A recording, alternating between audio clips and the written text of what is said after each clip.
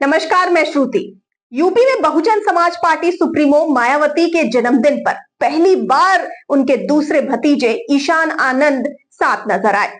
ईशान आनंद मायावती के दूसरे भतीजे हैं। ईशान आनंद आकाश आनंद के छोटे भाई हैं। माना जा रहा है कि मायावती जल्द ही ईशान को भी राजनीति में लॉन्च कर सकती हैं। जन्मदिन के मौके पर मायावती आगे आगे और दोनों भतीजे आकाश आनंद और ईशान आनंद पीछे पीछे बसपा ऑफिस पहुंचे। सूत्रों का कहना है कि मायावती के भाई आनंद कुमार की इन दिनों तबीयत खराब है। इसकी वजह से ही राजनीति में ईशान आनंद की एंट्री हुई है।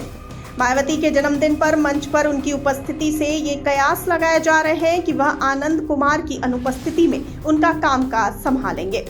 आपको बता दें कि ईशान आनंद की मायावती के साथ मंच पर उपस्थिति राजनीतिक रूप से काफी महत्वपूर्ण मानी जा रही है। मायावती ने पहले ही अपने पहले भतीजे आकाश आनंद को राजनीति में उतारा है। फिलहाल वो दिल्ली विधानसभा चुनाव में स्टार प्रचारक हैं। ईशान आनंद की राजनीति में एंट्री से युवाओं को मायावती आकर्षित कर सकती हैं।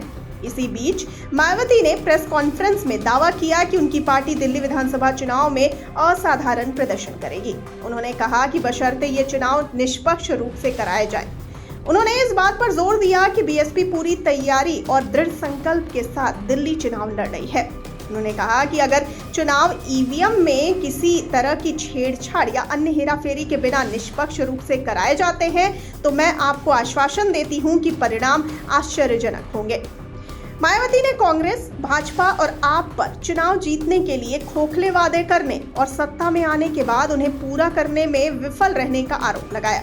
उन्होंने कहा कि उत्तर प्रदेश और बिहार जैसे पड़ोसी राज्यों से काम के लिए दिल्ली आने वाले लोगों को खास तौर पर कोविड-19 संकट के दौरान घोर भेदभाव का सामना करना पड़ा है। उन्होंने दावा किया कि केवल बीएसपी ही इसकी रक्षा कर सकती है।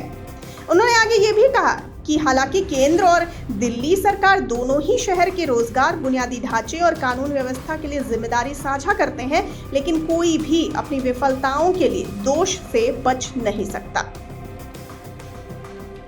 मायावती ने भाजपा और आप पर निशाना साधते हुए कहा कि लोगों की वास्तविक चिंताओं को संबोधित करने की तुलना में संकीर्ण राजनीतिक एजेंडे और निराधार आरोपों को प्राथमिकता दी गई है। आपको क्या लगता है? अपनी राय हमें बताइए कमेंट सेक्शन में। मुझे दीजिए इजाजत। नमस्कार।